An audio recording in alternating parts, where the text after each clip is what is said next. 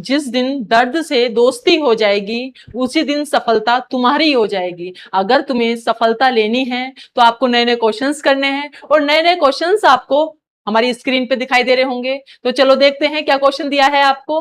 Complex analysis का question है। आपको क्या बताया, पुट द कॉम्प्लेक्स नंबर, ये कॉम्प्लेक्स नंबर है और आपको इस फॉर्म में कन्वर्ट करना है। आपको ये फॉर्म आराम से पोलर फॉर्म है, ये आपको लिख रहा होगी, बहुत सिंपल सी फॉर्म है, लेकिन आपको इसका आर भी बताना है, ठीक है, मतलब मॉडुलस बताना है इस पूरे कॉम्प्लेक्स नंबर का, उसका थीटा भी बताना है, ठीक है। और थीटा क्या है, -पाई टू पाई के बीच में लाई कर रहा है। अगर आप पढ़ रहे होंगे तो आपको इस जो थीटा इस रेंज में लाई करता है उसे क्या बोलते हैं, प्रिंसिपल आर्गुमेंट बोलते हैं, ठीक है। एक सिंपल आर्गुमेंट होता है, एक प्रिंसिपल आर्गुमेंट होता है। जो इस रेंज में लाई करता है वो प्रिंसिपल आर्गुमेंट होता है। उसके लिए भी है कि अगर फर्स्ट क्वाड्रेंट में लाई कर रहा है तो आपका जो थीटा होगा वो tan inverse y upon x, अगर सेकंड क्वाड्रेंट में होगा तो pi plus tan inverse y upon x, third quadrant में तो -pi plus tan inverse y upon x, अगर फोर्थ क्वाड्रेंट में तो tan inverse y upon x। ये डायरेक्ट फॉर्मूला आप इससे भी कर सकते हैं, ठीक है। तो सबसे पहले हम जो ये z दिया है, जो एक कॉम्प्लेक्स नंबर दिया है, इसको हम क्या सिंपल फॉर्म में कन्वर्ट करेंगे।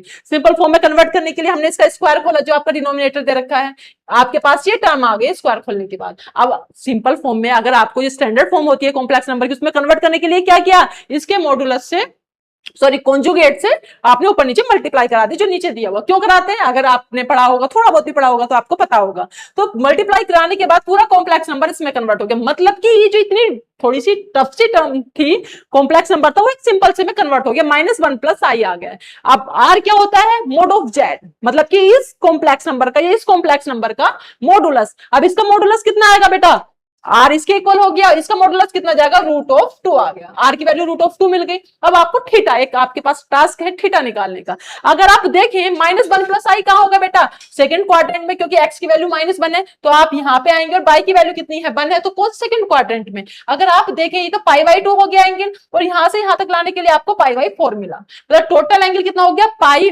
π/2 है ना यहां तक, तो आपका एंगल आ गया π/2 प्लस का π/4।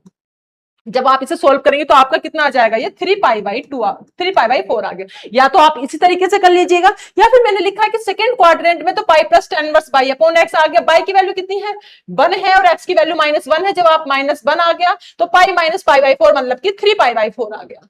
तो मतलब आपकी जो पूरी फॉर्म है कितना किसमें कन्वर्ट होगी, √2 cos 3π/4 प्लस का i sin 3π/4 इसमें कन्वर्ट हो गया।